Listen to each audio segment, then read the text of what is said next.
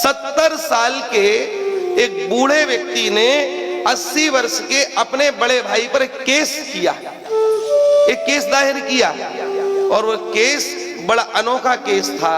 70 साल का बूढ़ा 80 साल के बूढ़े पर केस कर रहा है। सुनकर के आश्चर्य होता है, पर केस भी अद्भुत था। जज साहब के सामने जब बात पहुंची तो उन्होंने पूछा, क्या झगड़ा है? बोले झगड़ा ये है कि इनकी माता है 110 वर्ष की, और वह उसका वजन मात्र कितना है उस मैया का? मात्र 30 किलो।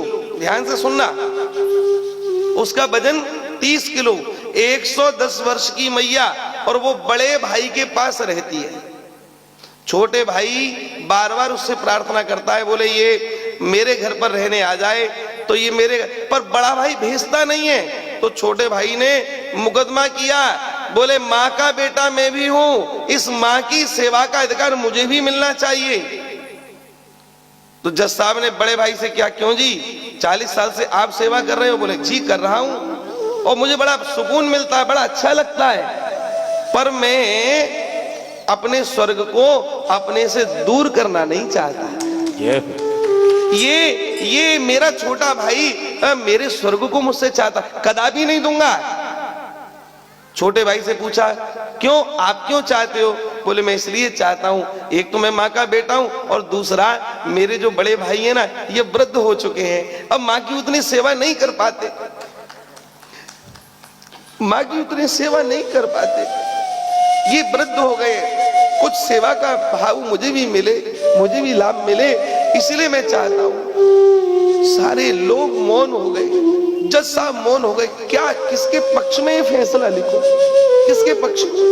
एक 70 साल का वृद्ध व्यक्ति 80 साल के भाई से कह रहा है, ये वृद्ध हो गए, अब माता की सेवा मैं करूंगा। माता से पूछा, बोले आप किसके साथ रहना चाहती हो?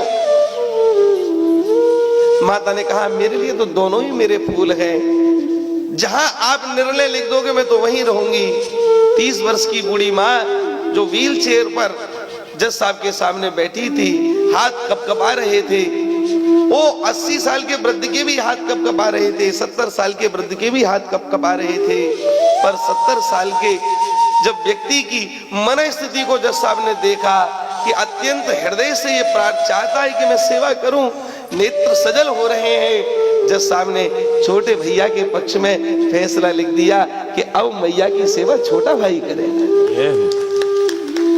छोटा भाई करेगा। क्यों? क्योंकि बड़े ने तो 40 वर्ष को सुख लिया, और अब ये वृद्ध उसकी बात को स्वीकार करते हुए। तात्पर्य, यह मुकदमा कोई साधारण मुकदमा नहीं, ये अद्भुत मुकदमा है। ऐसे मुकदमे रोज हुआ करें, हम तो ठाकुर जी से ऐसी प्रार्थना करेंगे।